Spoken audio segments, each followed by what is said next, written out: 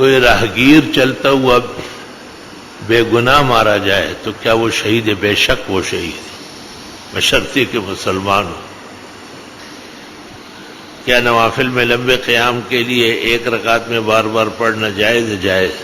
کہتے ہیں کہ آپ نے فرمایا کہ دعا اللہ کے حمد سے شروع کرنا چاہیے، میں نے نہیں، پیغمبر نے کہا ہے اذا دعا احدکم فلیبدأ بالحمد للہ او الثناء علی اللہ ثم یصلی علی النبی ثم یسأل یستجاب له، عمل الیوم واللیل، ابن سنی، صفحہ 131، الدعوات الکبیر، ترمذی جلد ثانی۔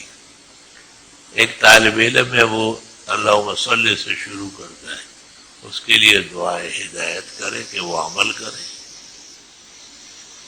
اذان کے جواب دینا جائز ہے یا نہیں؟ فتاوی شام میں ہے فإجابۃ الاذان حینئذ مکروہۃ، دوسری اذان کا جواب الفاظ سے دینا منع ہے۔ ٹھنڈا دودھ زیادہ مفید ہے یا پھر گرم دودھ؟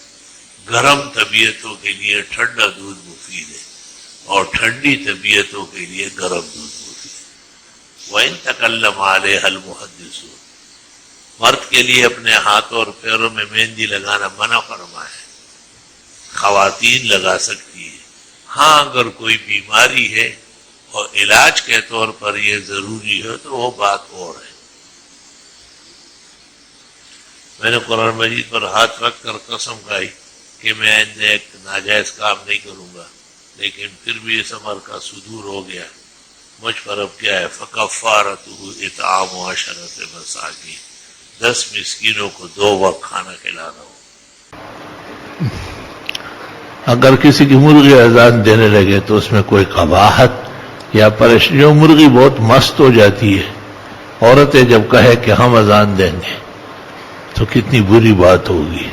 مشہور ہے کہ اس کو ذبح کر کے کسی غریب مسکین کو کھلا دے، اس سے کوئی نقصان نہیں، مرغی اذان دے۔ کیا یہ مفسد نماز ہے کہ ایک 1.5 سالہ بچی اگر دوران نماز سامنے سے گزر جائے یا پیٹھ پر بیٹھ جائے کچھ حرج نہیں؟ روایت میں حسین اور امیمہ کا حضرت کے اوپر بیٹھنا یہ درست اور صحیح ہے، اس سے نماز کا کوئی نقصان نہیں۔